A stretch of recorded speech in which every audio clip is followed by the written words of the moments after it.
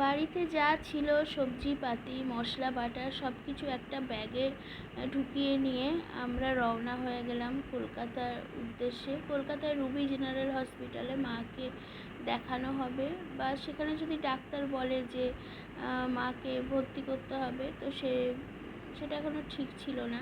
তো আমরা রওনা হয়ে গেছি। মায়ের শরীর কিন্তু খুব একটা ভালো ছিল না। মা তখন থেকেই আরও শরীর খারাপ করছিল। আর আমরা নামলাম একটা জায়গায়, কারণ আমরা খুব ভোর ভোর বেরিয়েছি, কিচ্ছু খেয়ে বেরোয়নি। তো একটুখানি গিয়েই আমি জানি না এই জায়গাটা ভুলে গেছি, সেখানে নামলাম কিছু খাওয়ার জন্য। তো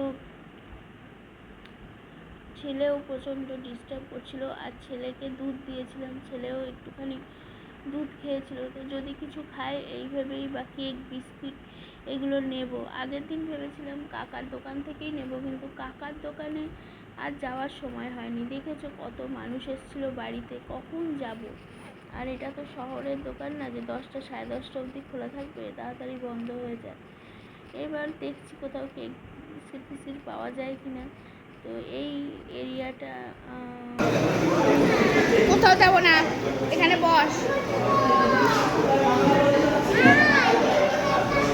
তুমি একটু ডাল না।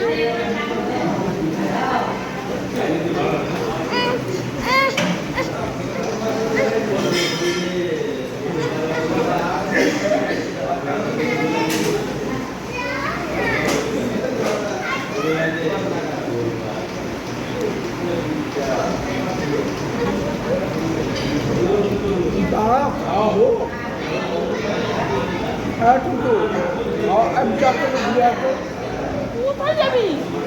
হাত ধোবে বামুন ঠাকুর, হাত ধোবে।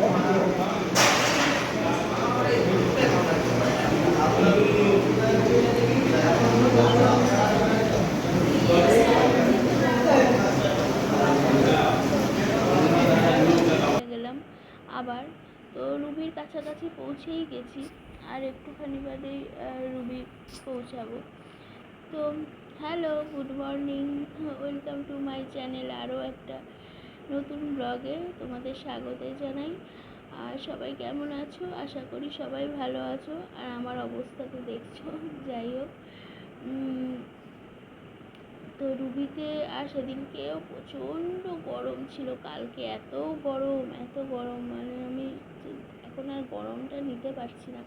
কেন নিতে পারছি না আমি জানি না, কিন্তু সত্যি আমার মানে ভালোই লাগছে না।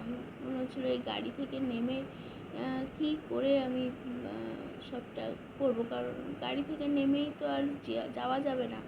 আগে রিসেপশানে গিয়ে সমস্ত কিছু সাবমিট করতে হবে, তারপরেই তুমি না হসপিটালে ঢুকতে পারো। তো আমরা এই পার্কিং লটে চলে এলাম। এখানে একটু দাঁড়াবো, কিন্তু মায়ের শরীর সত্যি খুব খারাপ করছিল। তো বাবা তাড়াতাড়ি করে পার্কিংয়ে আমাদের গাড়িটা রেখে বললো তোরা এখানে বিফোর টাইমে পৌঁছে গেছি। বাবা গেছে দরকার করে ছেলে নিয়ে বসে না পারবে, শুয়ে আছেন।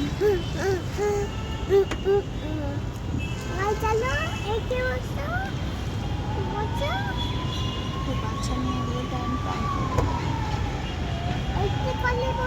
হাওয়া আসছে এখান দিয়ে, এদিকে তাকা, এদিকে হাওয়া আসছে।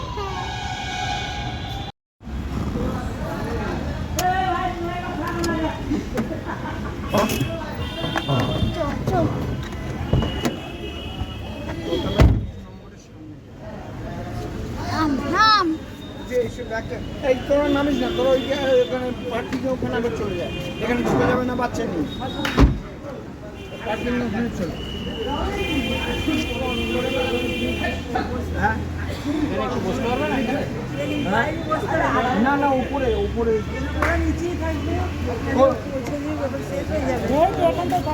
আচ্ছা, হ্যাঁ চেয়ার দেখে চেয়ার বসে